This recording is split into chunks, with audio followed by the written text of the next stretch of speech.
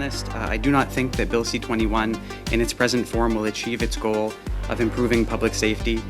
Worse still, my research documents the harm that this bill will cause to communities across Canada.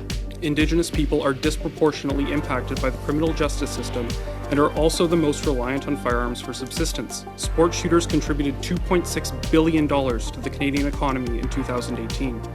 The slow, uncompensated phase-out of handguns will eventually remove 650,000 restricted license holders from sport shooting. The government has freely admitted this is the purpose. The closure of family businesses and ranges will result. Where does this leave hunters and exempted individuals such as trappers and Olympians? It's not just me that shows that the legislation has had no beneficial effect. I submitted a brief looking at other Canadian studies which also show the same thing as I did. When you use the highest quality methodology, my studies have been included in a Canadian Medical Association journal analysis and was rated as the highest quality studies. We have to move on.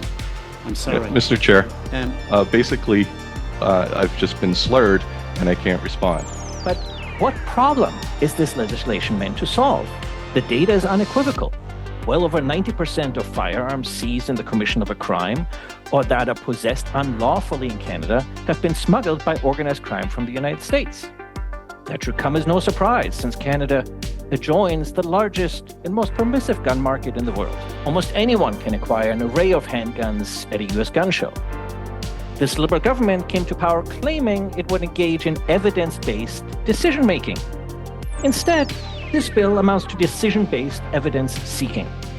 Show me the data that supports this bill. There is none. Instead of being honest with Canadians, devising constructive policies that will actually curb the northbound torrent of crime guns from the United States. This bill constructs a false narrative against 4 million lawful, licensed, and background-checked firearms owners.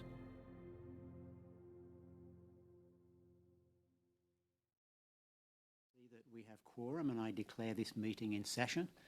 Welcome to this meeting of the Standing Senate Committee on National Security, Defence and Veterans Affairs.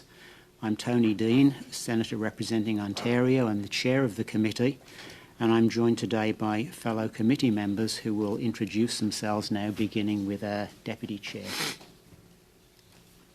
Guy Dagenais du Québec. Peter Beam, Ontario. Amina Gerba, Québec. Dave Richards on New Brunswick. Stan Kutcher, Nova Scotia.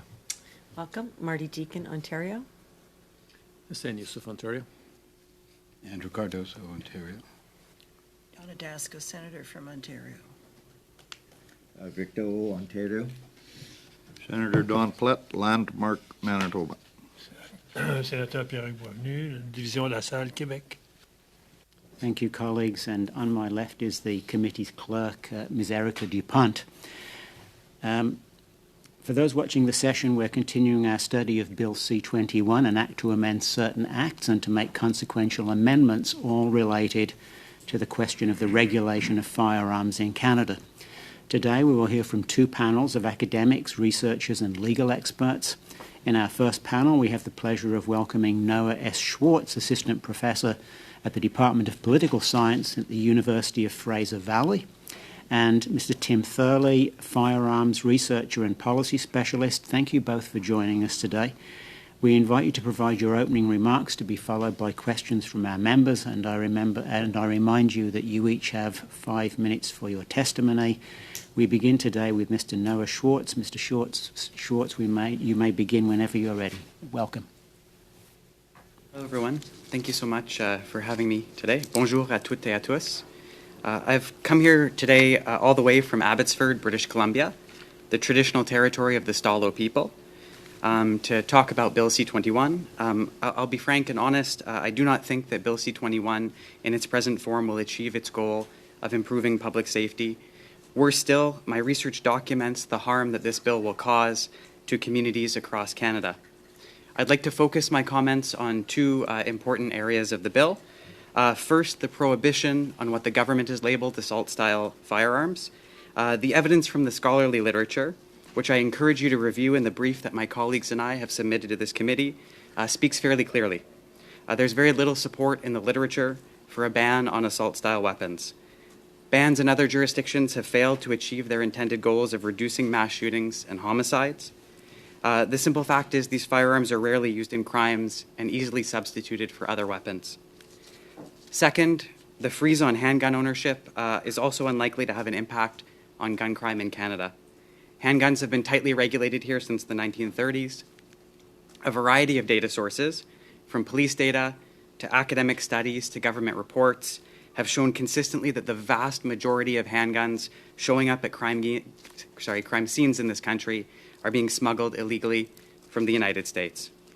For example, data recently released by the Toronto Police shows that only 3% of crime guns in Ontario were legally owned in Canada before showing up at a crime scene, only 3%. There are clear economic incentives for gun smugglers. Handguns can be purchased easily in the United States and sold for a large markup on the Canadian black market. Combined with a very concerning rise of 3D printed firearms, criminals in Canada and gangs will continue to have easy access to illegal firearms. I believe the freeze is also overly broad. Even if the assumption were accurate that freezing some handguns might reduce crime, which I don't believe it is, the freeze targets firearms that could not conceivably pose a major risk to public safety, such as low-powered .22 caliber handguns used by Olympic athletes. The freeze would also make Canada an outlier amongst our allies. Of 38 OECD countries, 33 allow licensed and vetted citizens to own handguns. My research also speaks to the harm that Bill C-21 will cause. Over the course of my research, I've surveyed over 16,000 Canadian gun owners from coast to coast and done longer interviews with almost 100 others. The people I've spoken to are not extremists. Most actually express their support for the strict gun control laws that Canada already has in place. When asked what values they associate with gun ownership, responsibility and community were the two most common. They do, however, feel cheated by legislation like Bill C-21 and expressed a serious loss of faith in the institutions of government as a result of recent policy decisions. And I want to share a few of the stories that they were brave enough to share with me, with you today. Jim is a young man living in rural Ontario, and after a car accident, he became a C6 quadriplegic. His love of shooting is one of the only hobbies, of target shooting is one of the only hobbies he's been able to carry over from his pre-injured life. His rifles may not look like Grandpa's hunting rifle, but it's exactly the ergonomic features of these firearms that make them accessible, even possible, for him to use. Ava is a cowboy action shooter in her 60s who spends most of her time volunteering at our local range to organize competitions. Western enthusiasts like Ava dress up in cowboy clothes and compete in shooting competitions with low-powered, single-action, 6-shot revolvers. The effects of Bill C-21 will result in the slow death of the community that she has worked so hard to build. After all, any community that cannot welcome new members is living on borrowed time. Finally, Caillin is a young Chinese-Canadian man in his early 20s living in BC. He's a reenactor, and his deep love of preserving the past connects him to a community of living history enthusiasts. He mostly shoots single-shot, black powder, muzzle-loading firearms, including some handguns that are now frozen. As your study of Bill C-21 progresses, you'll undoubtedly hear from many people like this. And I want to emphasize that the choices made in this room are not without consequence to real people who have shared their stories with me. Creating good policy is about balancing the possible benefits of a policy with the potential harms. In the case of Bill C-21, my research suggests that the benefits are highly uncertain and the harms very real. Thank you very much for your time, and I really look forward to answering your questions. Thank you very much, Mr. Schwartz. We'll now hear from Mr. Thurley. Whenever you're ready, Mr. Thurley, please proceed. Good morning, Senators, and thank you for the honor to testify here today. I am proud to live and work in Yellowknife on the traditional territory of the Dagenais people. I've come straight from there, so please excuse my jet lag. My 2017 MSc thesis attempted to make sense of firearm policy by examining the relationship between homicide trends and the long gun registry. My firearm publications on topics from classification criteria to Bill C-21 have appeared in The Line, The Post, and at the Macdonald-Laurier Institute with my colleague Noah. When the long gun registry was introduced, many warned of huge expenditure with few prospects for gains. Similar patterns are emerging now. I believe the legislation before us will be regressive, harmful, and profoundly unjust. It will introduce great costs without realizing the anticipated benefits we all desire. The societal costs are substantial, and I want to give additional voice to their impact on rural, northern, and Indigenous lives. The Assistant Deputy Minister acknowledged on Monday that Indigenous Canadians will suffer the most from the punitive and mandatory permanent license revocations that remove discretion and undermine the principles of rehabilitation. Those who take a plea instead of fighting their case will lose their guns permanently. No questions, no appeal, and no consideration. The ill-considered red flag proposals are also problematic. Under Canada's existing licensing system, police and judges already have the power to remove guns and revoke licenses from those who pose a threat. But the new provisions have no requirements to consider Indigenous hunting rights, for the complainant to have any relationship to the accused, or for the accused to be heard in court. Indigenous people are disproportionately impacted by the criminal justice system and are also the most reliant on firearms for subsistence. We will undermine the built-in safeguards of the existing red flag law. Where people hunt to feed families, this has real consequences. Considering feeding families, sport shooters contributed $2.6 billion to the Canadian economy in 2018. The slow, uncompensated phase-out of handguns will eventually remove 650,000 restricted license holders from sport shooting. The government has freely admitted this is the purpose. The closure of family businesses and ranges will result. Where does this leave hunters and exempted individuals such as trappers and Olympians? Despite these regressive outcomes, some maintain the benefits brought by bans will be worth it. They won't. Research is clear. If we care about saving lives, the smart place to spend our time and energy is on almost literally anything else. Canada's low, but tragic, homicide rate is not driven by legally owned handguns. The proportion of seized and traced handguns cited by Canadian police regularly approaches 90% foreign origin. Further corroboration is that we have not seen corresponding increases in crime committed with legal handguns, despite recent increases in legal ownership and a record number of PAL holders. Data is sparse. We need to make some assumptions, and this is imperfect. But I want to give you an illustration of scale, just as an overview. Of 874 total homicides in 2022, this is all Statistics Canada data, 216 involved handguns. If 90% of those were smuggled from abroad, as police services regularly claim, that would imply around 22 homicides with domestic source handguns. That's 2.5% of all homicides and 10% of all handgun homicides before we account for method or source substitution, as we have in our briefs. The legislation cannot reduce the remaining 97.5% of all, nor the remaining 90% of handgun homicides. Let's go back to that 22 figure. 12 times that number die needlessly due to nutritional deficiencies every year in Canada. 21 times that number sadly drown. 6 times as many people are unspeakably beaten to death. It's outstripped by homicides caused by unknown methods. Homicide is a substantial problem in Canada, but it's rarely the legal owners of legal handguns doing it. Now, risk is never a flat zero. I'll acknowledge that. We can mitigate it, but we cannot eliminate it. While every single premature death is tragic, public policy is about making choices with finite resources, and smart homicide reduction policy would not focus on squeezing out just a few more decimals from rigorously screened licensed owners when we can talk about the larger part of the problem. It's an exercise in diminishing returns, especially when illegal firearms are so prolific and most homicides in this country are not committed with firearms. I won't speculate today why the government chose a narrow focus, that's not my place, but Canada could spend funds and energy on far better outcomes by addressing the determinants of crime. There are more impactful and less harmful paths to take if homicide reduction is the goal. We've detailed many alternatives in our submitted briefs and open letters. The government has nevertheless chosen to plow on with a freeze they didn't even have in their platform. This policy-making style is dangerous. Honourable senators will remember it from C11 and C18. Poorly considered legislation was put forward, consequences were identified, senators made changes to mitigate them. The government rejected key changes. We're now beginning to see the predicted consequences come to life.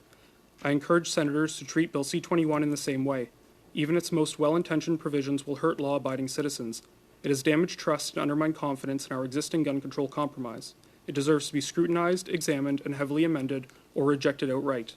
As the Chamber of Sober Second Thought, I firmly believe it is not just the Senate's right, but its duty. Thank you for your time. I'll be pleased to answer questions. Thank you very much, Mr. Thurley. We'll now proceed to questions, colleagues. Before proceeding, just the regular warning about being careful to lean in too close to the microphone or to remove your earpiece when doing this. This will avoid harm from feedback that could otherwise materialise. Our guests are with us till 12:30 today. I'm looking at the clock. We'll do our best to allow time for each member to ask a question, but with this in mind for this session, 3 minutes initially will be allotted for each question, including the answer, so we really need to keep those questions succinct and to identify the witnesses that you are addressing. I'll now offer the first question to our Deputy Chair, and today I'm going to be flagging a 30-second warning with this appropriate titled card, Best Practices for Committee Meetings. So away we go. Our first question goes to the Deputy Chair, Senator Dagenais. Merci beaucoup, Monsieur le Président. Thank you very much, Chair. I want to thank our witnesses. My first question goes to Mr. Thurley. Mr. Thurley, in a text that you signed in the National Post in March, you estimate, unless I'm mistaken, that the public opinion of Canadians is manipulated by anti-firearms lobbyists and that it's false to think that new legislation on firearms control will save lives. So, in your opinion, why is the current Liberal government and those of the past go ahead with this legislation without concretely taking measures to fight against the types of weapons that are usually used by criminals, and something that you mentioned? And in these firearms control measures, why will the government deprive itself of taxes that should enough suffice to finance the RCMP and the CBSA? Thank you. I think there were some potential, there were some pauses in interpretation, so I want to be sure I got it all. I don't have inside knowledge into the government's perspective on this, more than any senators do. My belief ultimately is that a lot of this legislation wasn't terribly well considered. There are aspects of this legislation which I think are undoubtedly political in nature. In terms of why the government would remove tax revenue, I genuinely don't know, but I think that will come back to the ill-considered aspect. Certainly, sport shooters do contribute a substantial amount to not just tax revenue, but I think my colleague Dr. Schwartz will elaborate on this, to enforcement of firearm regulation, which itself helps groups like the RCMP and the CBSA. So, at the risk of going on too long, when, as law enforcement officers know, enforcement really requires two components, and these are trust and voluntary compliance. And ensuring voluntary compliance requires maintaining trust. So I'm getting a time signal, but I'll come back to that later. Okay, thank you very much, Mr. Thurley. I'm afraid there isn't. We'll come back to you if we possibly can. We now have Senators O, Plett, Deacon, Ontario, Kutcher, Boisvenu, and Gerba in the lineup. Senator O, over to you. Thank you, Chair. Thank you, witnesses, for traveling a long journey here. And my question for you is, as you may know, earlier this week that we had the minister and the officers before the committee.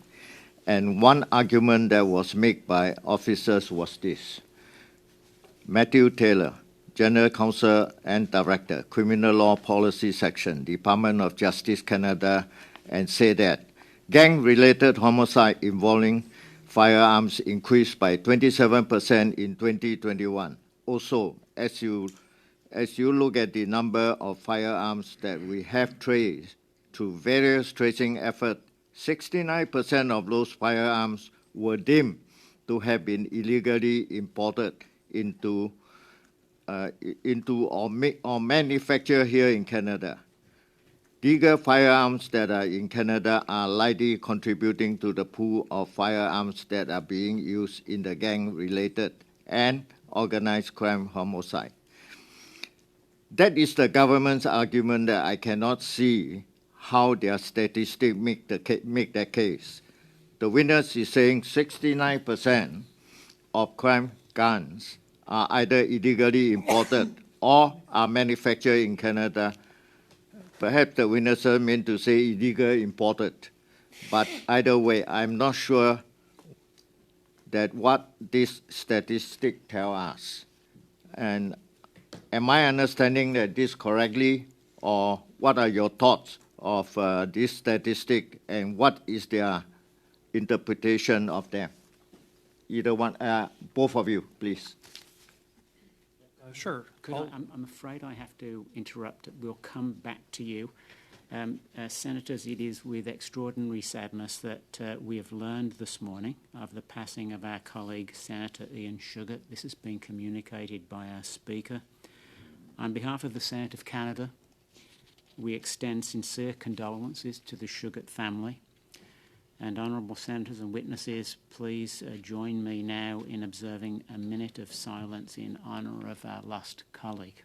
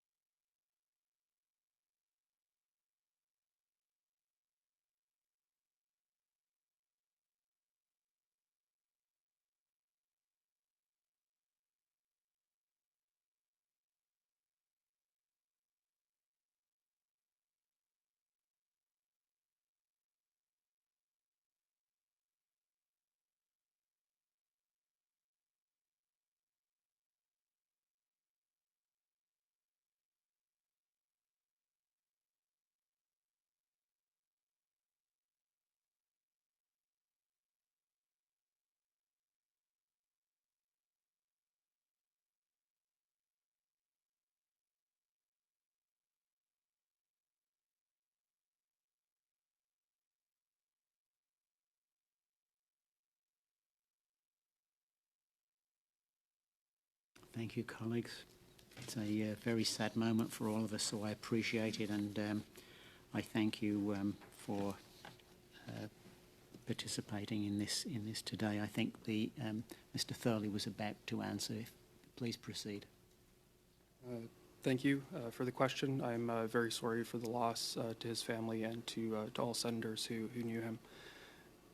Regarding the statistics presented by the RCMP, I was watching that committee meeting. There were a few pieces that I noticed. One was that of about, I believe it was 5,000 firearms, they were using that 69% figure as the percentage of the 1,800 or so, which they actually traced. Firearms are generally easier to trace, from my understanding, when they have a domestic origin, so that would naturally bias the numbers in that direction. And additionally, my understanding is also that they didn't separate out long guns and handguns there. We're mostly talking about, since we're talking about largely a handgun freeze, that's an important distinction to make. And my colleague Dr. Schwartz has a large collection of sources on this subject as well. Yeah, I mean, if I can jump in. So handguns by their very nature are easier to smuggle across the border. They're much more easier to conceal in a car, on your person. And we have lots of data from police sources in large cities like Toronto, like Vancouver, where a lot of the surge in gang crime is happening. And the data from these cities show overwhelmingly that these guns are coming from the United States. I have a few examples. For example, the data from Ontario, or in Montreal, 95% of handguns used in Montreal were illegal. 79% of traced handguns in Ontario were foreign sourced, largely coming from the United States. Ontario is the only province with a comprehensive tracing program. The rest of Canada traces only about 6 to 10% of firearms, and the Ontario numbers fairly consistently show a large majority of guns being smuggled from the United States, which makes sense when you consider the fact that we share the world's largest unmilitarized border with a country that has more guns than people. Thank you both. Okay, you mentioned earlier. Senator O, I'm afraid we've run out of time. We'll come back to you if we can. We now go to Senator Plett.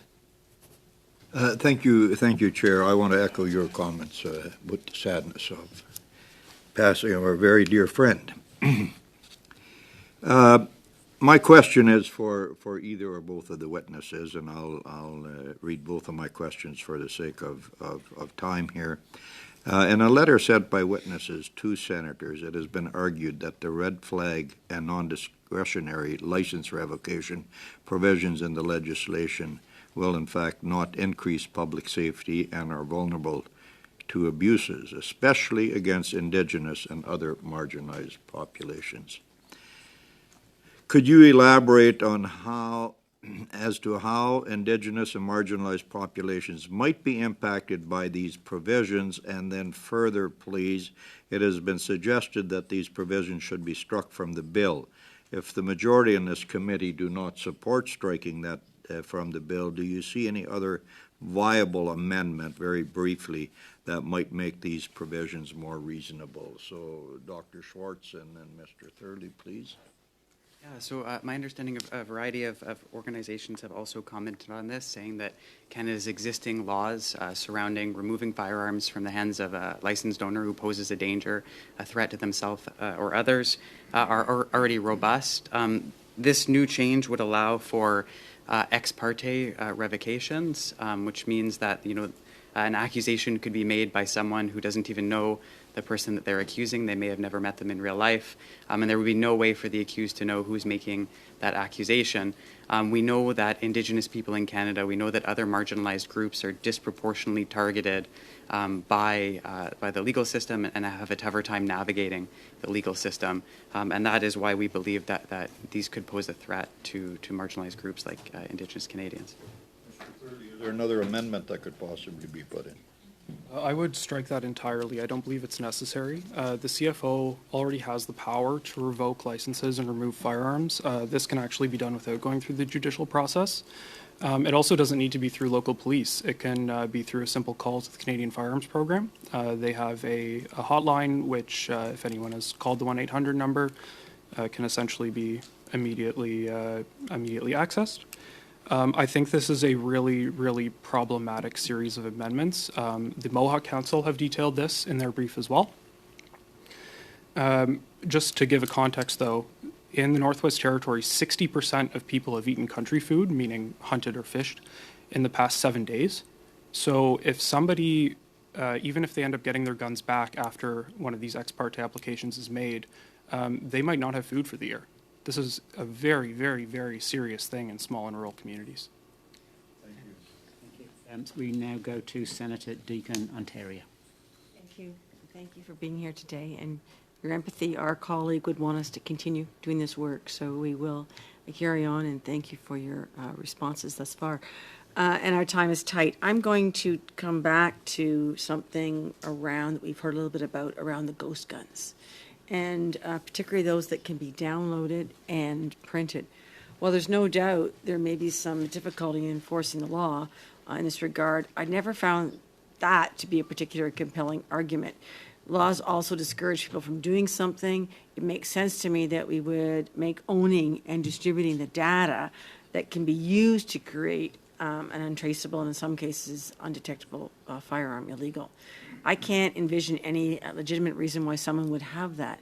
You mentioned in your letter that while you don't necessarily disagree with this provision, you do have reservations, and I'm hoping that either one of you are able to expand on that today. I personally think that that is important that we increase the face the serious threat that's posed by 3D printed ghost guns. I actually don't have a serious problem with that section of the legislation. I think it is sensible because we are seeing a rise, police reporting year after year, a higher proportion. This was sort of a non-issue in 2019, and now we're seeing hundreds, police officers reporting hundreds across the country. So I think that is, stepping in to do something about that, I think is prudent. Thank you. And I'm sorry, can I clarify, was the main component of the question regarding the possession of the actual data files? Mm-hmm, mm-hmm. Okay. I could potentially think of some scenarios in which a firearms manufacturer might want to possess a data file, but by and large, I think the way it's phrased right now from memory is probably okay on that front. My issues were more when it came to possession of a firearm that was potentially manufactured unlawfully, because it can be quite difficult to prove, especially with older guns, what exactly the provenance of it was. Some very old firearms won't necessarily have serial numbers, for example, or a manufacturer name or a make or a model. If you go through old long gun registry data, it's actually, there are quite a lot of entries with, I have a redacted 2012 copy, I believe. There are a lot of entries that are just marked unknown for make and model. So that would be my potential concern, but I don't have a large concern with that overall. I think it's mostly in enforcement where my concern might come in. Time? Yep. Thank you. We now go to Senator Kutcher. Thanks very much. Over to you. Thank you very much, both for coming such a long distance. Very appreciated. The question is for Mr. Thurley, but Mr. Schwartz, if there's time, you can jump in because you've also written on this topic. In the National Post, Mr. Thurley, you addressed a very important issue of economic impact, and that others have raised it. And the question, if you don't have on hand, if you could send us the information. In that op-ed, you provided an overview of the cost, about $6 billion, but your reported cost estimates were based on, and I quote, a total ban on civilian gun ownership, end of quote. So that wasn't Bill C-21. I'm just taking it out of the article.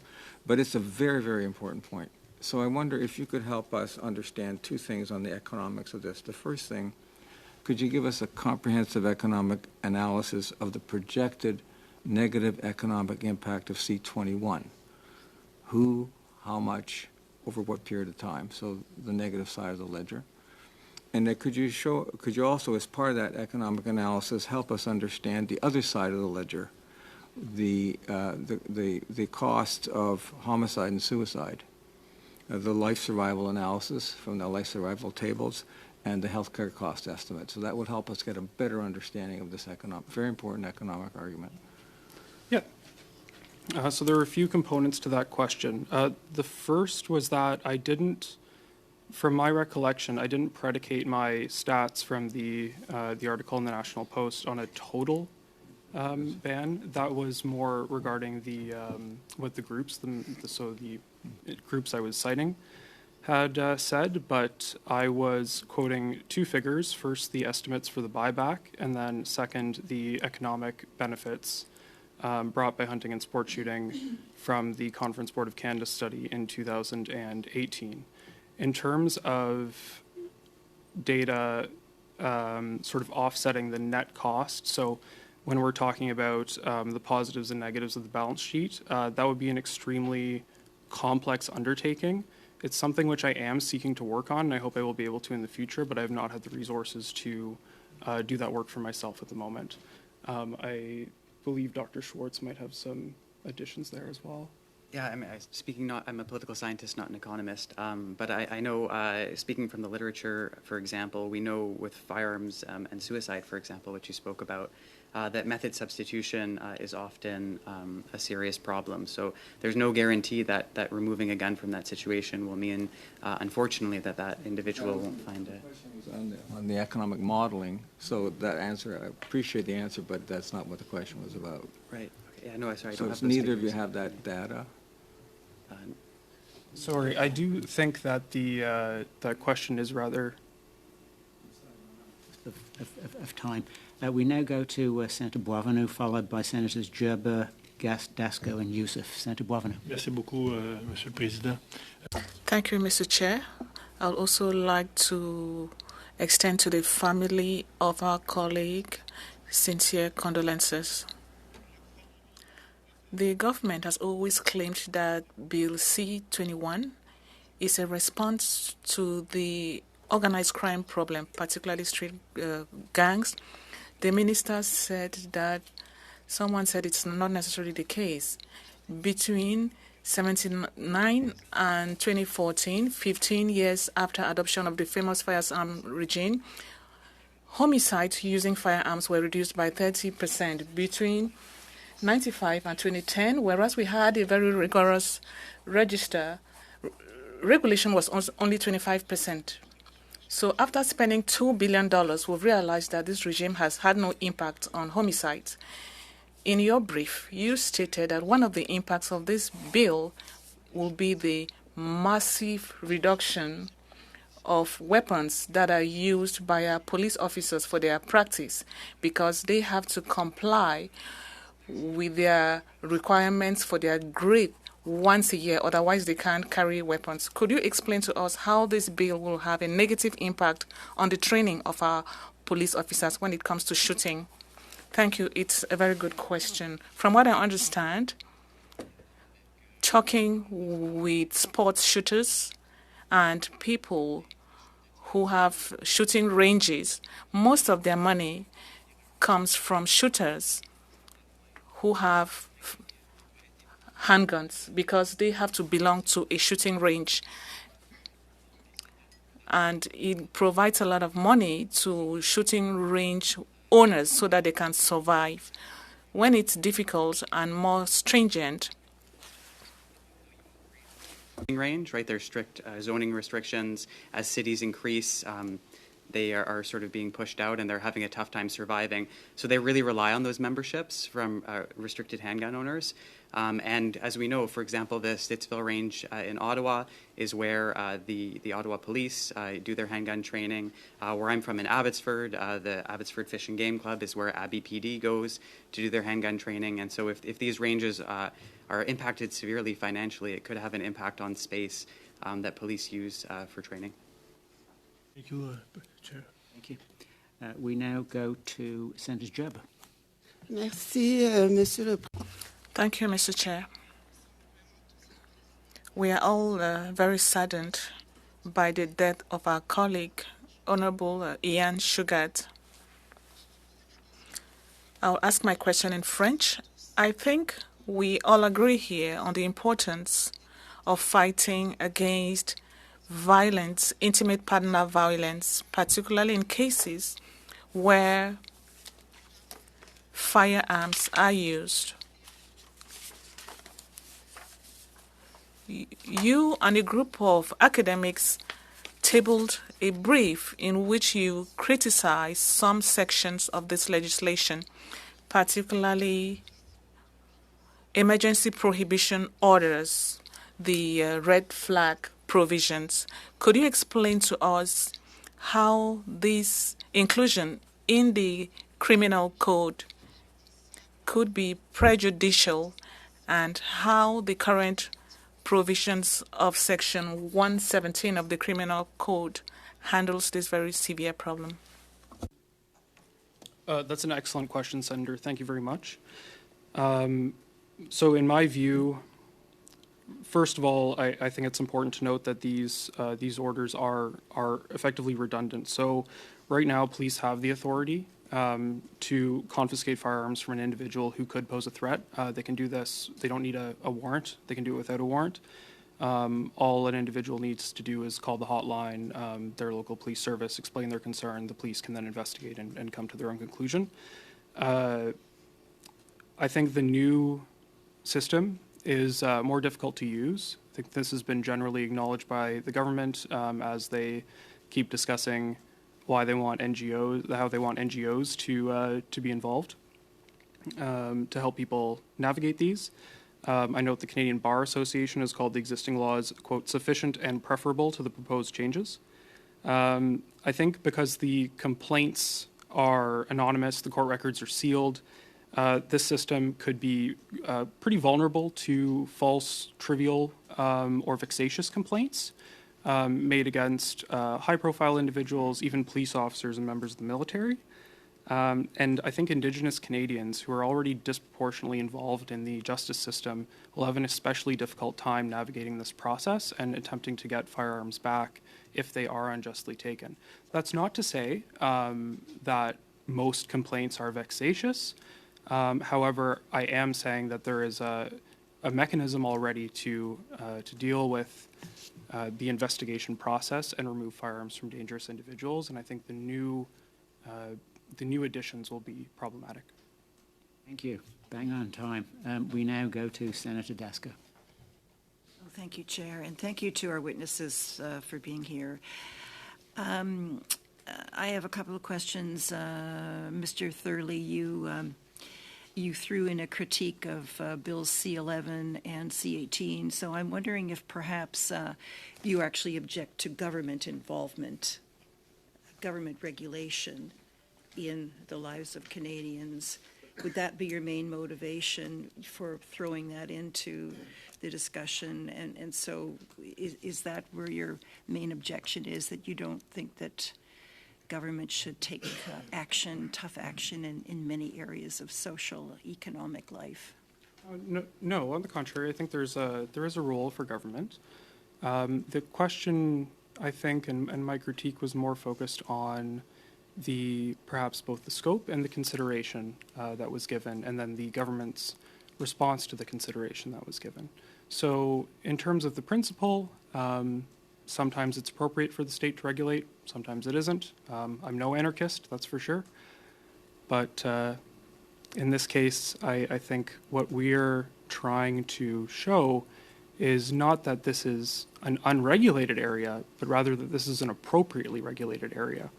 And while there are some changes perhaps that could be made to the Firearms Act, in general, I think we're trying to get the balance right in this country, and I think this perhaps oversteps that mark a little bit. Do I have more time? Yes. Sure. Yes. Yeah. I want to keep pursuing the topic of domestic violence, and you have both of you have placed your objections to the provisions here, especially with respect to Indigenous communities. But what about Indigenous women? They are to be considered as well. And I haven't heard any concern on your part about the situation of Indigenous women and how their concerns might be met in this provision. No, I think that's a really important question. So we've seen the Canadian Bar Association as well as women groups have also raised their concerns about these red flag laws. So it's not just sort of our concern. It's been coming from groups, including women's groups, who have spoken out against these red flag provisions. So I think it's certainly important, but there's a lot of tools in place to tackle an issue as complex as intimate partner violence. And this is, I don't think, the best tool to tackle this. Some want these provisions to be tougher, in fact, not to remove them. Okay. Thank you. Thanks very much. We now go to Senator Yussuff, and Senator Richards follows him on round 2. We have Senators Dagenais and O. Please signal if you'd like to follow them. Senator Yussuff. Thank you, Chair. And of course, bit of a sad day for you to come here today, but thank you very much for making the time and being here. Just very quickly, following up on two of my colleagues' question on red flag laws. The opinion you offer is not on evidence, because there's no evidence yet in regard to the impact of both prejudice in the judicial system against First Nation. This is just your thoughts that this could happen. We don't have any evidence to that. There's a court system that's fairly robust in this country that has the capacity to discern prejudice and of course, rancor among individuals. So in terms of what you're offering, you don't offer any evidence in regard to how this law, red flag laws, might work, because we don't know that. Is it fair for me to say that? Yes, yeah, it's hard. It's impossible to offer evidence about a law that hasn't passed yet. Good. So, we could all speculate. The reality is domestic violence is a real thing, and if one life is saved, it's one life that we don't have to worry. That might be. But I do agree with you. There is ample evidence on the books that the laws that are there right now could, if it's effectively enforced by the police, it could provide security for women in this country to a large extent. On the question of the issue of firearms, because there's a lot of confusion and disinformation in the public. This bill does not confiscate or take away the guns of anybody that currently own a gun legally in the country. Am I right in my assumption on that, my understanding? As far as I understand it, yes. Right. So, because there's been a lot of false information about we're going to take away people's gun. And in the context of survival of ranges where people go to practice their craft and do that, we don't have any evidence yet on record to suggest that they will demise overnight. I recognize they may not grow because the membership may not expand, but we don't have any evidence to that reality. I mean, I have some issues with that approach because it's a bit difficult, I think, to provide. By the time that particular evidence exists, it's too late. It's over. It's done. There's no coming back at that point. So I think the government, I think we can go with the data we have, and handgun owners especially disproportionately contribute in terms of fees, in terms of purchases to the maintenance, the operation of ranges, to the firearm industry in Canada. They tend to purchase more, and in doing so also almost subsidizes the ranges for everybody else. So as the government has made its intent quite clear, it says that it's aiming to eliminate all of this within 50 years. That was the quote from Monday. So by the time that's all gone, it's too late. Thank you very much. We now finish this round with Senator Richards. Thank you very much, Mr. Chair, and I too give my condolences to the family and friends of the late Senator Shugart. I only spoke to him once or twice. I found him a remarkable man. I thank the witnesses for being here, and I don't think this is just prejudicial toward the First Nations. I had moose meat in the last 7 days. I've been hunting since I was 14. And it's a hard bill when we're dealing with firearms and domestic violence and everything. But on second reading, I spoke against the oppressive nature of the red flag law, the idea of a company of unknown snitchers, and this had been talked about, I know, by Senator Gerba and others. But could you comment on how this is a dangerous and redundant policy fashioned by politicians who might not have had any experiences with hunters or rifles, and why this level of authority is now unneeded? Because we have things in place that do contribute to the confiscating of dangerous weapons by people who may be dangerous. Could either of you or both of you might comment on that for a second? I absolutely could. My first criticism, of course, is the redundancy of these provisions. Another criticism would be access to courts, especially in rural and northern areas, but since that was discussed on the Monday meeting, I'll skip over that. The lack of safeguards and the lack of investigatory capability, I think, of the court in an ex parte hearing is the largest problem here. So, in addition to the mandatory revocation, but that's another aside. When it comes to the individual not being able to offer a defense and the court not having that immediate investigatory tool, which the police do have, it makes it very difficult to dismiss vexatious complaints. So what can happen is that an individual targets somebody, and we do know that Indigenous people, unfortunately, are disproportionately impacted by the justice system. Between 2019 and 2020, 10% of all Indigenous men between, I believe it's 24 and 35, were in prison at some point. So we know that there is a disproportionate impact here. And I think it's absolutely critical to be aware that individuals cannot offer a defense, may lose important tools that are critical to their immediate livelihoods, and given the nature of the system, might not be able to have tools to appeal those mechanisms. Thank you very much. Colleagues, we now go to round two. We have four senators, and I think that would just about finish up our time. We have Senators Dagenais, O, Gerba and Plett. Senator Dagenais, over to you. Merci, Monsieur le Président. Thank you, Mr. Chair. My next question goes to Mr. Schwartz. Mr. Schwartz, when I hear very little positive comments about such a bill, I'm concerned. Could you tell us what guides politicians in coming up with such a bill as C-21? Are they victims of lobbyists, at least when it comes to some aspects of the bill, or are they simply looking for electoral votes? It's difficult to answer. I cannot put words in the mouths of politicians. But as a political scientist, I look at incentives. I find out what parties can win by doing something like this. Incentives to passing legislation that is sweeping and that is strong, or that appears to be strong on face value. And I think that there's a lot of good sound bites that can come from this policy, and at first glance it can appear like we are doing something to save lives and that we're doing something to make the lives of Canadians better. But really, upon closer inspection and closer observation, I don't think this is going to help reduce crime. I don't think it's going to help save lives in Canada. And I think that we should be spending our money on community-based programs that are going to improve the lives of marginalized people, so that young people in Canada, especially young people from marginalized communities, aren't looking to turn to life in a gang as a way to solve their problems. They don't see that as a way of getting respect or a way of earning a living at a time where rent is increasing and food is more expensive than ever. Thank you.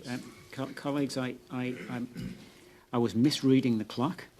We're rapidly running out of time. We have 3 senators wishing to ask questions. We've got 1 minute each for a very quick question and a quick answer. So, Senator O, you're next, followed by Senator Gerba. Thank you, Chair. For Mr. Schwartz, a simple question. You interview 16,000 gun owners across the country. What is the response? What's the reaction? What is the impact and harms to them? Yes, I think a lot of the people that I spoke to and that I surveyed are very, very dedicated to their passion. The amount of money that they spent, the average person in my survey had spent several $1,000s that year on accessories or firearms or ammunition or hunting trips, things like this. These people are very dedicated to their sport and to their hobby. And some, as we know, in northern regions or Indigenous people are relying on this to put food on the table. So I think calling that into question and potentially harming those communities on fairly shaky grounds with regards to public safety benefit, I don't think is worth it. Thank you. Oui, juste la suite de mon collègue. To follow up on what my colleague just said, how can we improve and better adapt Bill C-21 for it to meet the needs of the Northern Territories? Thank you, Senator. I really appreciate that question. I think that means a lot to people in the territories. Our brief with recommended amendments to C-21 does engage in Indigenous-specific issues. So there are quite a few changes that have been detailed there. I believe our document is about 14 pages long and available on the Senate site. And the Mohawk Council brief is one that I would actually very strongly recommend reading as well. I think they did an excellent job of relating how this could apply to hunting rights, freezing rights in time, and UNDRIP. So I would strongly recommend reading that brief as well. I'm sorry that I don't have time to give a more full answer and can only refer you to other documents. Thank you. Senator Plett. I will be very brief, and it can be a very brief answer. Witnesses have argued that one of the implications of this bill is the elimination of an entire sports community in Canada. And it has been said that in this regard, Olympic athletes will be no exception. Can you explain what the impact is likely to be? For example, is it viable for the government to say that we are banning the sale and purchase of all pistols in Canada, but somehow assert that we can credibly exempt only Olympic shooting?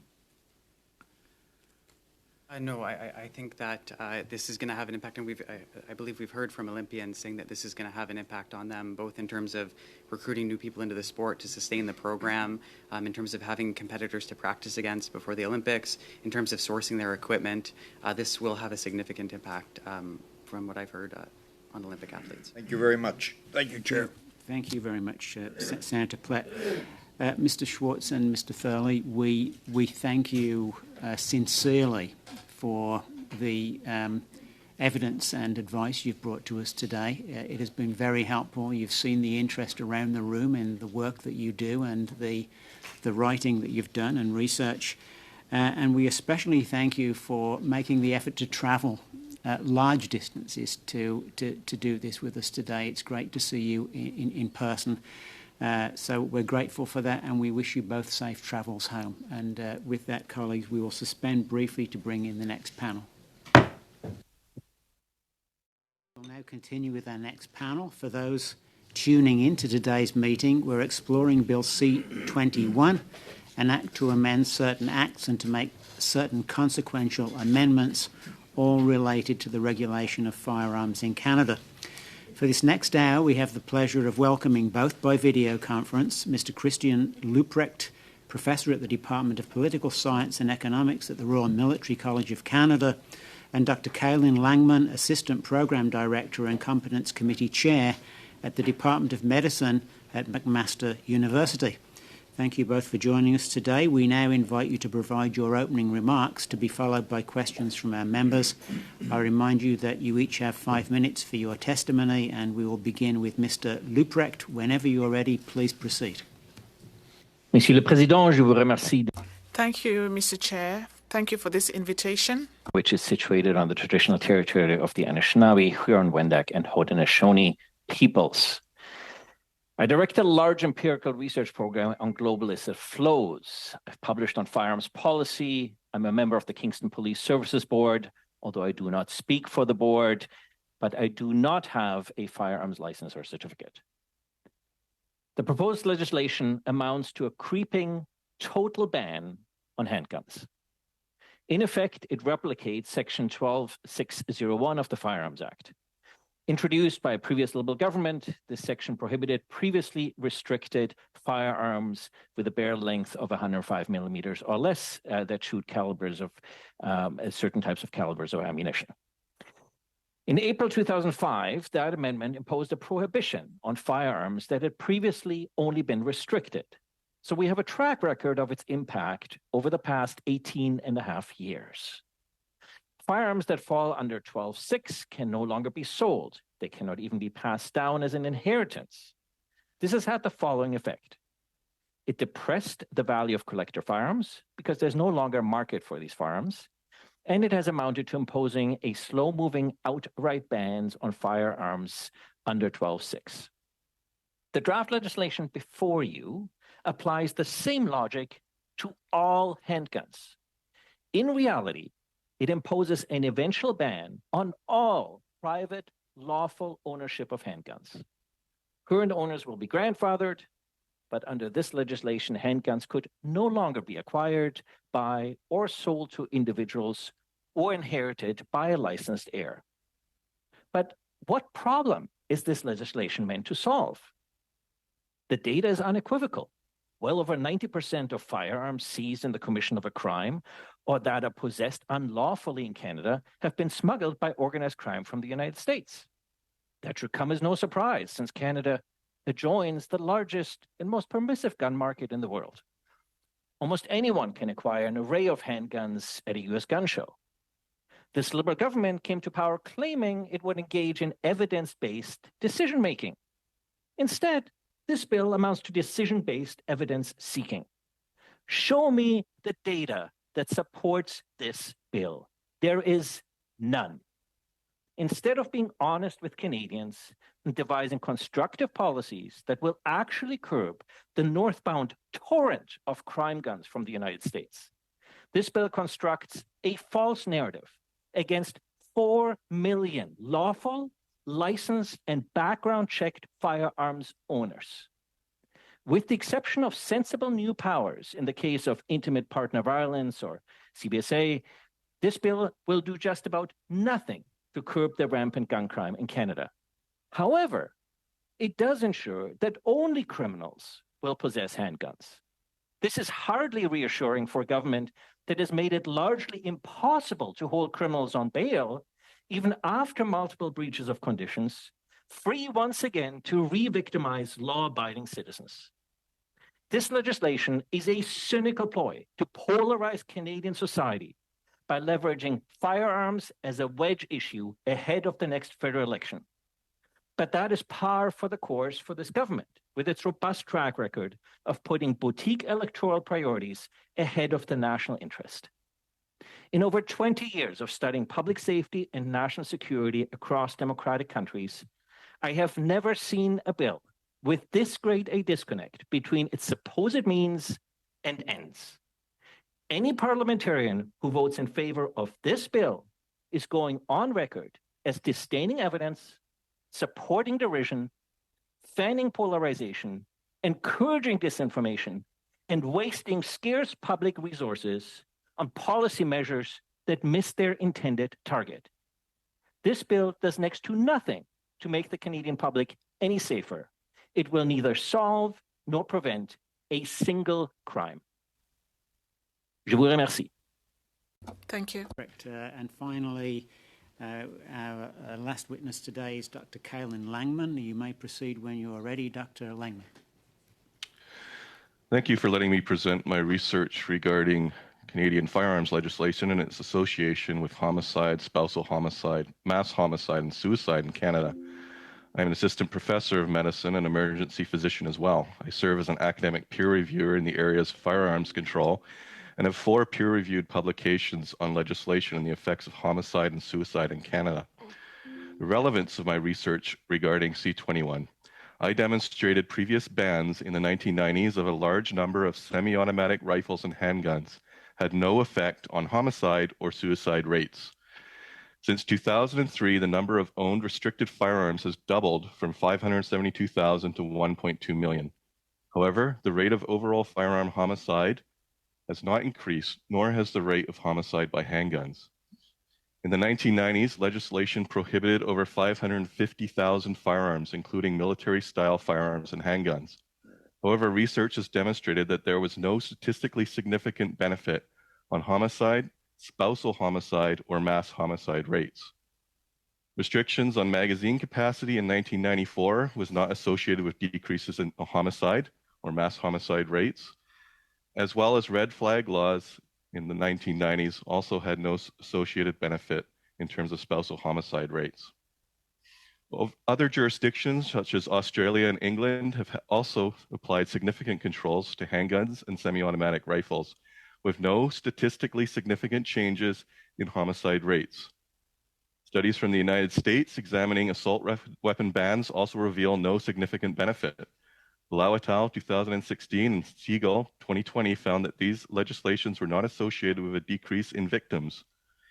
Interesting, when looking at 30 years of incidents, Blau found that shotguns were more associated with an increase in victims than semi-automatic rifles. Webster et al. In 2020 used a similar quasi-experimental methodology as myself, and did not find an association between assault weapon bans and mass homicide incidents or deaths.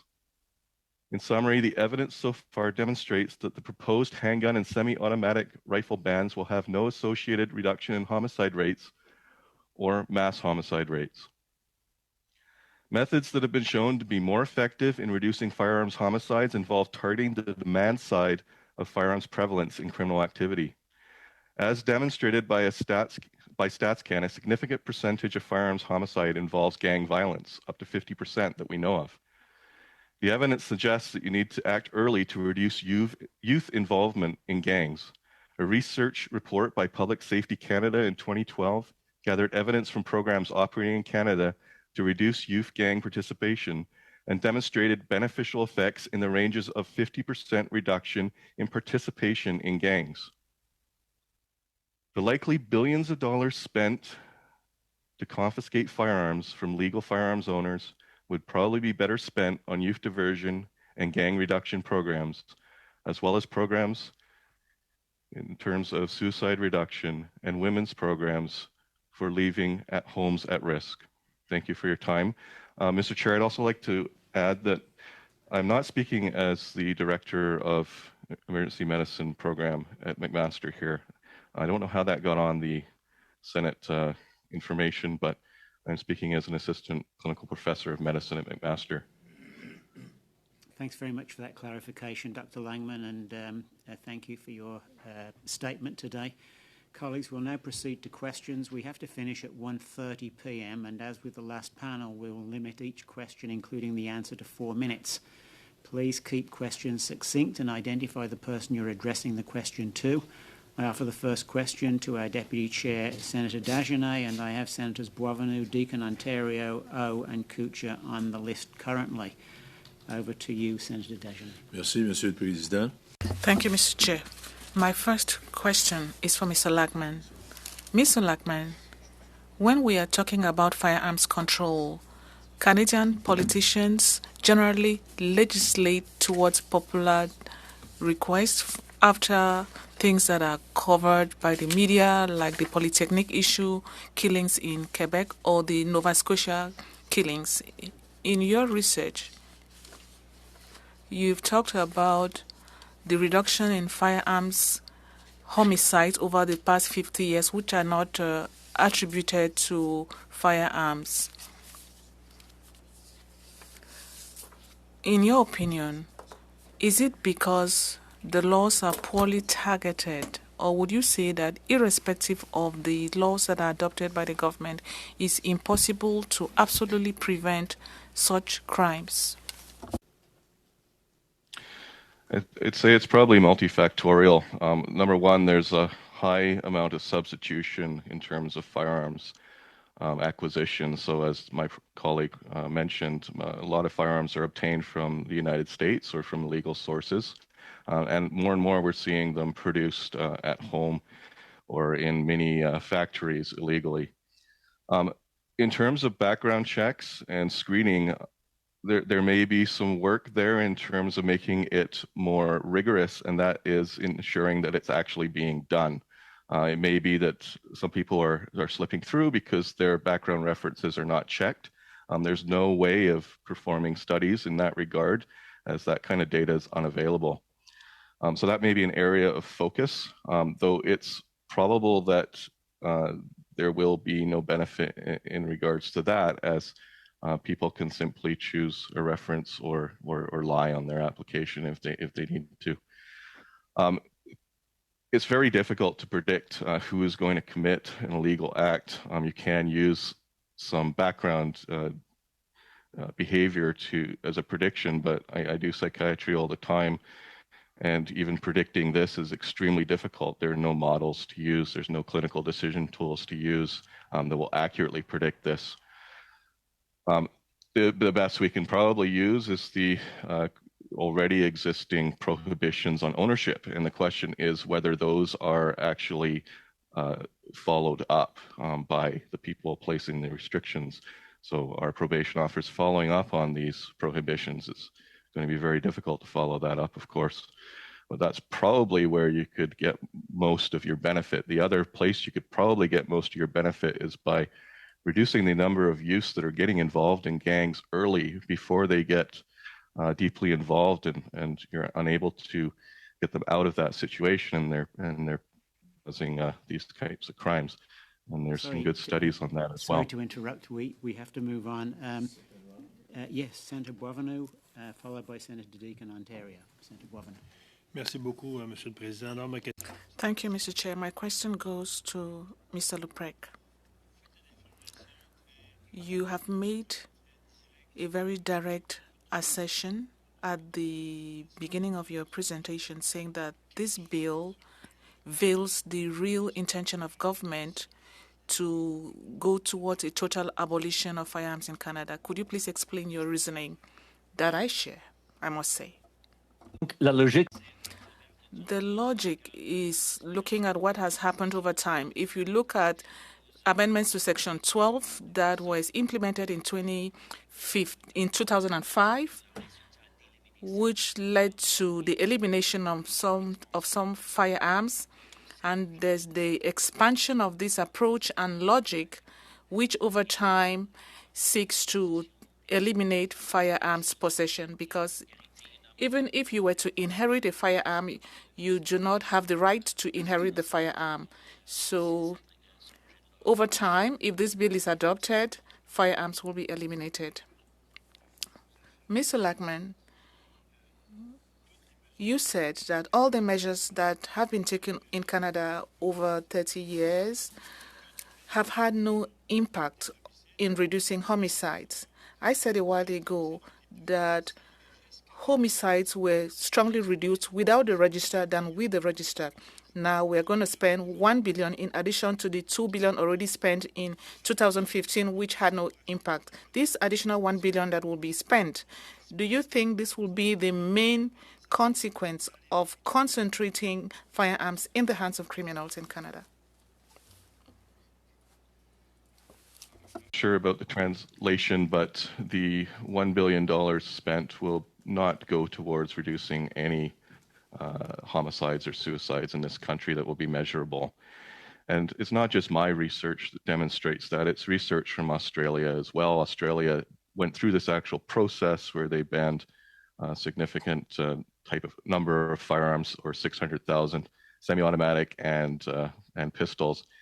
And they saw in all the studies have shown no benefit in terms of reductions in terms of suicide and homicide. So overall suicide rates and homicide. So I think that $1 billion would be better spent on programs that will have a benefit. I mentioned one of those, which is targeting youth at risk. May also benefit in terms of getting help for people with suicidal ideation. This is something that I see every day as an emergency physician. I see people coming in with suicidal ideation from issues they have in terms of depression, and it's extremely difficult to get them help. We look at wait times of over 6 months for some people. We have a shortage of physicians that are working in this area. I would strongly suggest that the government does a redirect and looks at those areas instead of confiscating firearms from people who are generally safe in the first place. They're screened already, have a very low risk of criminal behavior. Merci, Doctor. Thank you, Senator Dagenais. Senator Deacon, Ontario, over to you. Thank you. Oh, sorry. Thank you so much, Mr. Chair. I appreciate it.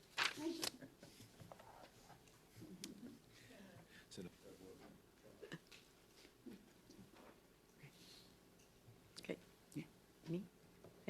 Thank you. I wasn't sure if I'd missed the order there. Thank you very much. And thank you to our witnesses for joining us today. Two very important perspectives. I'm coming back and thinking about that joint letter that was referred to earlier this afternoon. And in that letter, the signed, you expressed concerns around variance and suggested that we consider enshrining a definition in law using the definition proposed by Bill C-230, that a variant in respect of a firearm means that a firearm that has an unmodified frame or receiver of another firearm. I had a look at this bill and the debates in the House where it was defeated in an earlier parliament. Some of the concerns around defining a variant through legislation were that it could actually end up resulting in reclassifying thousands of firearms, and that many firearms would move unnecessarily from their present classification to a more controlled class.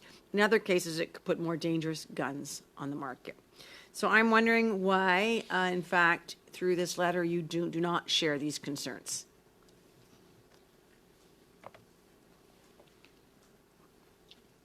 Who are you addressing your question to? Both of you, if you'd like to go ahead first, sir, that would be great. So in terms of firearm variants, this is an extremely difficult area to determine, classify a firearm. So you have three types of firearms. You have basically an automatic firearm, a semi-automatic firearm, which reloads itself after a single pull of the trigger, and then you have sort of manual action firearms like a bolt action rifle. Bolt action rifles are very prevalent in this country and are probably the most powerful firearm available. They are not being looked at being restricted at this point. As an emergency physician, they're important to me because they fire a projectile that is traveling at a very high speed and often does more damage than a projectile fired from a handgun or even most semi-automatic rifles, which tend to use smaller calibers. So for me, it's rather irrelevant, really. All firearms are dangerous. I don't see one particular type of firearm any more dangerous than another. As I spoke to you already, other studies like Blau et al. Showed that shotguns are associated with a higher rate of victims in terms of mass shootings than other types of firearms, as can handguns be. I think that it's an area of semantics and it's relatively an area of irrelevance. You're talking about technical details, whether someone with any skills could modify these firearms and change it to one category to another. We have seen firearms that have absolutely no mechanisms that function as fully automatic, being classified as fully automatic. We have firearms that have no mechanisms that function the same as AR-15s that are being classified the same as AR-15s. So you're arguing over tiny little details when the really important stuff is going unnoticed. Thank you. We have to move on, I'm afraid. We now go to Senator O. Thank you, Chair. Thank you, witnesses. My question is for Professor Christine Leuprecht. You mentioned about, you have a powerful statement, and,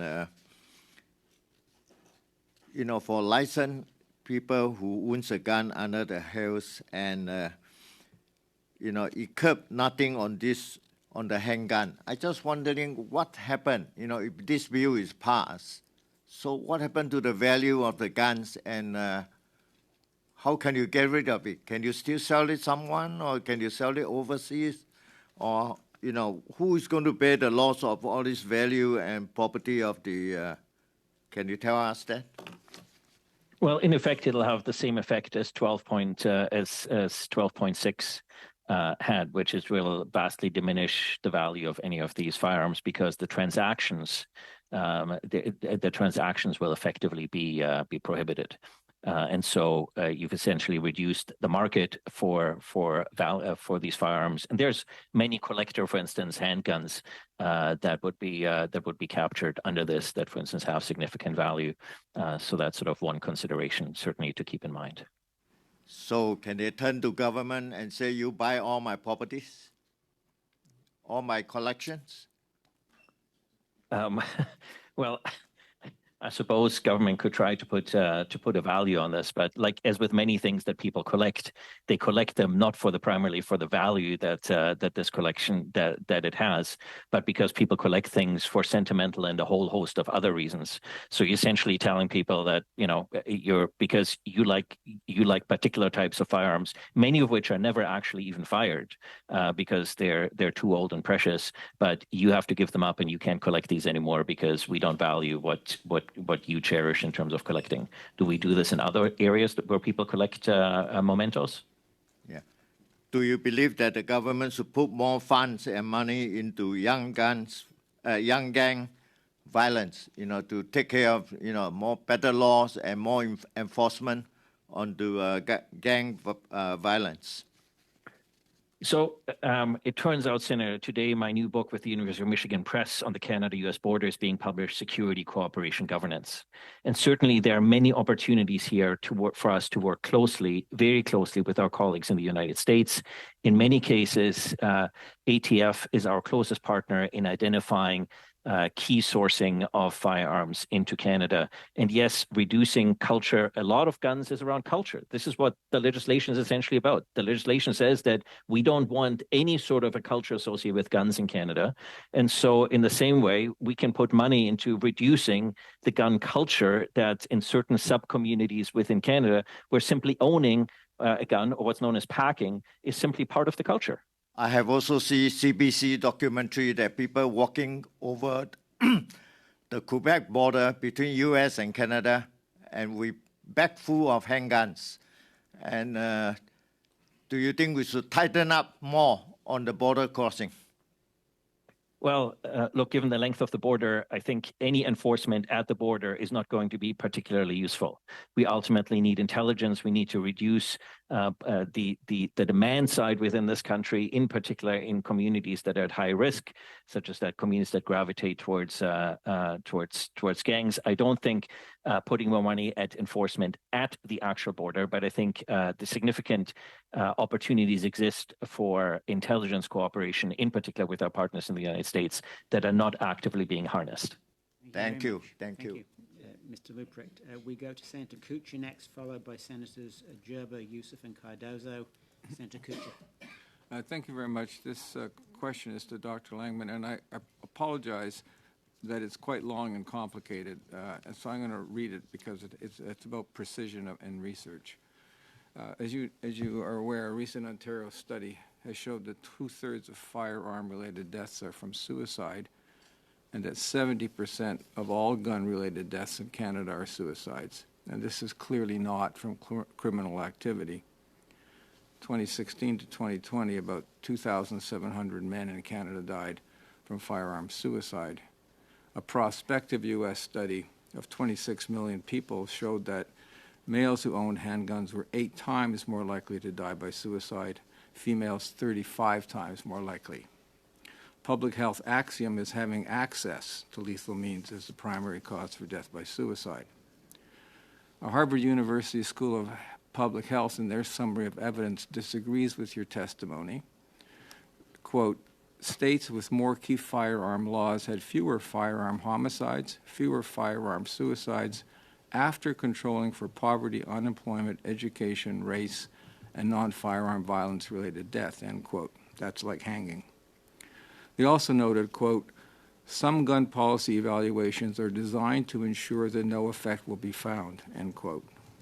They also noted, quote, the results of a flawed study should not affect policy, end quote. The Rand Institute report, What Science Tells Us About the Effects of Gun Policies of January 2023, noted that different types of legislation had different types of effects. They quote, the absence of evidence about a law can result from the law not having been studied or not being studied well. They noted that poor methodology results in erroneous conclusions. In your brief, you stated that your conclusions were, quote, based on sound statistical analysis and information, end quote. I read your PLS 01 paper, Effective Firearms Legislation on Suicide and Homicide, which your testimony is based on. And because I didn't want to review it myself for the committee, I asked experts to review it for me. And this is what they said, in part, that there were numerous problems with the methodology. And I'll just quote some of them. The application of the statistical difference in difference methodology is improperly applied. Another, that the parallel trends assumption that you use is not met in the data set.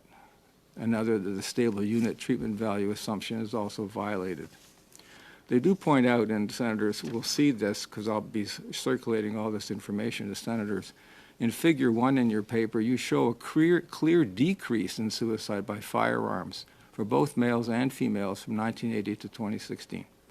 Also in your paper in Figure 2, you show a clear decrease in homicide by firearm for both females and males. They say, quote, the conclusion that increased firearm legislation does not decrease suicide nor homicide is not supported by the evidence presented by the author, end quote. And then they say, quote, the trends don't lie, but the author engaged in complex analyses and questionable assumptions to build a model to arrive at his desired conclusion, end quote. I wonder if you could respond to these concerns. So it's not just me that has shown that so there's two different things, all right? Number one is that there's no effect on homicide rates in terms of the legislation that's been passed. I invite you to come and talk to me either by phone or by email and discuss these issues. You're presenting something with that I can't really respond to because I haven't seen it. However, it's not just me that shows that the legislation has had no beneficial effect. I submitted a brief looking at other Canadian studies which also show the same thing as I did. When you use the highest quality methodology and My studies have been included in a Canadian Medical Association journal analysis and was rated as the highest quality studies, right? Above all the other studies that have been done on this country. When you look at those studies, there is no association using time series analysis in terms of homicide reduction and firearms legislation. Now, why do we use time series? I'm sorry to interrupt. I've given you an extra piece of time to respond, but if you want to come back to this later, we can. But I'm Mr. afraid Chair, we have to move on.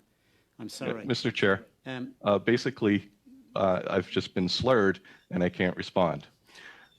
Well, you may have an opportunity to do that with subsequent questions, but we have to move on. Senator Gerba, you are next. Thank you, Mr. Chair. My question goes to Mr. Leuprecht. You mentioned in your opening remarks that most firearms seized came from the United States, about 90% of them. Hence, Bill C-21 will be missing its target by focusing on the Canadian situation and not on the situation from our southern neighbors. In your opinion, what measures should be taken to resolve this issue? Do you have any solutions to propose? That's my first question. In other words, how can Bill C-21 be improved to resolve this issue? Madame, je vous remercie de... Thank you, Senator, for your intervention and for your question, a very important one. If we all try to reduce the harm that is done by firearms, including the previous question, well, to fix the problem caused by firearms now, we can't do that with a bill.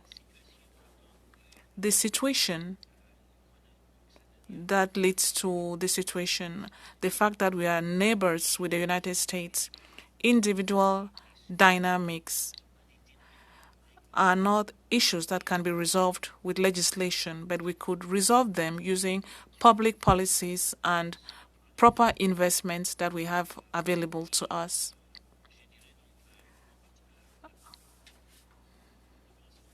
So I will talk of more effective collaboration, particularly with the federal police, with the intelligence services, the federal intelligence services, which have better capacities when it comes to firearms. They would do a lot more to limit the serious movement of firearms and people, something that I've clearly documented in our research, in articles that I've published. This would create a greater impact than targeting individuals who own firearms in a legal way. I'm afraid that this bill will once again divide to better reign and compromise the credibility of democratic institutions amongst a group that already has a lot of concerns when it comes to the federal government. So I'm afraid that this bill will rather be instrumentalized to undermine not only the credibility of the federal government, but that of institutions, including intelligence services and the forces of law and order, including the police. So, if we look at our experience with the RCMP for firearms, I think we should invest in RCMP reforms, and that will give us more results than this bill. For that response, we now go to Senator Yussuff, to be followed by Senator Cardozo, and on round two I have Senators Dagenais and Boisvenu, which should just about take us to the end of our remaining time. Senator Yussuff. Thank you, Chair, and thank you, witnesses, for being here. My question is to Dr. Langmann. I'm not sure if any of your research and data might shed light on the question I'm about to ask, but I want to ask about whether your research says anything about stolen legal handguns. I read statistics that almost 9,000 handguns were stolen between 2001 and 2006, most which was never recovered. Does your research have any indication where these guns might have ended up in Canadian society? That's an extremely difficult question since we don't really have all that data. A lot of those firearms are missing. The question is, does the legislation that has been presented in the past is similar to the legislation going forward? Has that reduced firearms homicide in any way, or spousal homicide, or even mass homicide? And the answer is no. So the restrictions on the ownership of semi-automatic firearms, many of them were banned in the 1990s. Restriction on the ownership of certain handguns, many banned in the 1990s. That had no beneficial association in terms of firearm homicide. So the current legislation, which is proposing the same sort of ban, I don't see how that's going to have an effect going forward. Well, my question wasn't about homicide. Just want to know if you had any data regarding where these stolen handguns might have ended up. Maybe one quick follow-up, Mr. Langmann, if you may. In regard to C-21, is there any provisions in the bill that you see as worthy of public policy in regard to its objective? I think perhaps only the legislation about so-called ghost guns. I don't think that there's any anything in this legislation that's going to have any benefit. The red flag laws, which I use myself occasionally, I do practice out of all the people here that you've had present, I'm probably one of the only people that actually uses this legislation as an emergency physician. I see this all the time. Currently, the legislation is easy to use. There may be benefit in terms of inserting into the legislation some protection for physicians or nurses or healthcare workers that report a patient. However, the red flag laws, both in my studies, show no benefit. Studied by Dr. Winterview in California, and their red flag laws have shown no benefit as well. I think that's about it. Thank you. Thank you. Senator Cardozo. Thank you, Mr. Chair. And first, I just want to add to my colleagues the condolences to the family of Senator Shugart. In addition to being a colleague in the Senate, he served Canada with distinction as a senior public servant, which is where I first met him and worked with him at HRSDC. Clearly, we've lost a stellar public servant today. My question is for either of our witnesses, and I hear your strong objection to the bill. And this is partly, I guess, in follow-up to my colleague, Senator Yussuff's question. Is there any parts of it that you feel are useful, especially in regards to intimate partner violence, which is a problem that it continues to grow, even though we have become so much more aware of it and are willing to talk about it in recent years and decades, but we don't seem to be able to deal with to really get a handle on it or reduce it substantially. Are there any parts of this you feel assist in that area? Why don't we have some brief reactions, and we'll start with Mr. Leuprecht. Who are you addressing this to? To both of you. So, yes. So if we could start with Mr. Leuprecht first. Senator Cardozo, and a very important topic. But I have yet to see, and of course I'm not very aware of all the submissions that might have been made, a police service in this country that is asking for this legislation in order to reduce intimate partner violence. Intimate partner violence is a serious problem. But when it comes to firearm, as the previous panel already went through, the instruments at the disposal of law enforcement are already plentiful and seem to be working just fine. So, I would say that if we want to reduce intimate partner violence, maybe we should be looking at the loosening of bail restrictions and people who are coming to reoffend on previous victims, and that might have a much greater impact than having these superficial conversations about sort of how we could tweak the mechanics of firearms legislation and in the process demonizing 4 million law-abiding Canadians. I don't think you meant to say that the current situation works just fine. Just yes, Dr. Langmann, please go ahead. Just to answer that question, I mean, the issue is, firearms are used in less than 1% of intimate partner violence. The partner who's at risk, they face the biggest danger at the time when they're about to leave. And in terms of what I see on the ground, we have a very low and limited supply of women's shelters and places for people to go. The second issue is, as my colleague mentioned, what is being done about people who have weapons prohibitions? It's very easy for the police to confiscate these firearms. I see it happen. I've called in myself to the CFO. But what is actually being done to ensure that someone is not going out and acquiring weapons or stalking that person? So you might want to look at actual on-the-ground approach to what you can do rather than these high-minded legislations that mostly are going to affect people that have already been background screened. I mean, you're talking about a population in Canada that has been background screened, that has a very low risk of violence, and you're trying to squeak out a little benefit in that group, and you're not focusing on the group that is causing the problem. They're already prohibited from owning firearms. They're already prohibited from a firearms license. Yes, every now and then there is a rare event that happens where a firearm owner does commit a crime, but it's extremely difficult to predict, and it is extremely rare. Okay, thank you very much. We have two senators to round out the session. We've got 3 minutes each for questions and answers. Senator Dagenais first, followed by Senator Boisvenu. Merci, Monsieur le Président. Thank you, Chair. I have a question for Mr. Leuprecht. Mr. Leuprecht, could you give us your opinion, positive or negative, on C-21? Do we really need a legislation or investment in police services to fight against illegal firearms? Because I think C-21 will have no dissuasive impact on organized crime. Monsieur Miger. Thank you, Mr. Dagenais.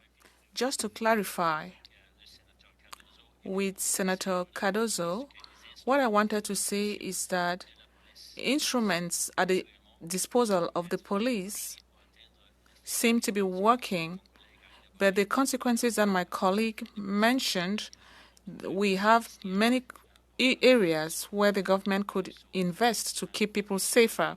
Mr. Dagenais, now when it comes to Bill C-21, I think that particularly in Ontario and Quebec, the RCMP is not very present when it comes to firearms control. The borders are very easy to cross, and the Ontario police and the Quebec police are those working in this area. So the RCMP is absent. So we have people living around major American cities where it's easy to have access to firearms. So we will need the RCMP to be more involved to coordinate things like intelligence, because the provincial police can only work with the police force in America, but cannot collaborate with federal partners. So we need greater commitment from the RCMP. And we need to target the two provinces, Ontario and Quebec, and the major cities. This would provide better results than the discussion we are currently having on C-21. Thank you, Mr. Chair. Thank you, Senator Dagenais. Thank you, Mr. Chair. My question is also for Mr. Leuprecht. Yesterday, the Public Safety Minister of Quebec Mr. Bonadel announced an investment of $28 million in Quebec prisons to end the drone issue. The minister identified the Bordeaux prison and compared it to the Montreal airport. That says it all. At a time when Canadian prison superintendents are asking for more reliable and effective tools to prevent the entry of illegal weapons into prisons, and the government is going to spend $1 billion, don't you think that the government is not probably targeting its priorities? We find ourselves in a very difficult fiscal situation for the current government, so we should be careful in the way we use public resources. It would appear that the $1 billion investment could be spent in a more effective way to obtain more economic benefits than simply buying firearms from owners in Canada. Thank you, Mr. Chair. Senator Dasko, there is time for one last question, and you have it. Thank you, Chair. I am following up briefly on the comments in response to Senator Cardozo's question about domestic violence, and the comment that was made about police not requesting the provisions under the red flag laws in C-21. Now, I just wanted to ask both witnesses, certainly you are, or should be, or might be aware of many cases that we hear about where police disregard warnings and allow individuals to keep their guns despite clear risk factors that are known to police, including cases where the perpetrator might be subject to a restraining order. And I would suggest that this is why gun control advocates want less discretion on the part of police and are looking for measures, the type of measures that we see in 21. So I would appreciate comments from either of the witnesses about that. Thank you. Senator Dasko, as a member of our Police Services Board, let me say that this government has already downloaded significant costs in terms of public safety onto local communities. You can look at the police budget in Kingston just to have us to keep doing what the Kingston Police Service is doing. What this legislation will do is impose further requirements that effectively are being paid for by local communities with relatively little effect. And the reason why our police forces cannot achieve the objectives that you have laid out is because our police services are already overstretched and overtasked and underfunded for what we are expecting them to do. So if the government is prepared to also provide a cost equalization to the provinces to ensure that the costs on justice decisions such as this bill are being properly capitalized by provinces so that local municipalities can recover these costs from the federal government, then I'm happy for you, Senator, to support any law that you choose, provided my community doesn't have to pay for it out of our local tax dollars. So you don't disagree with the premise of my question then? Correct? We live in a democracy, and, no, in and you have the right to decide. In fact, that there are many cases where police disregard the warnings and do not take action. I would understand that you are agreeing with the premise and you're pointing to perhaps a reason why they don't, but you do agree then with what I'm suggesting. Why don't we ask the Canadian Chiefs of Police whether they would agree with the assertion that you are making, and whether they believe that the proposition that you have put forward is an effective measure to deal with the particular challenges faced around these particular circumstances. But I would submit that this is perhaps not the appropriate instrument, and yet to impose yet further expectations on police and to demonize police for not applying legislation that they have.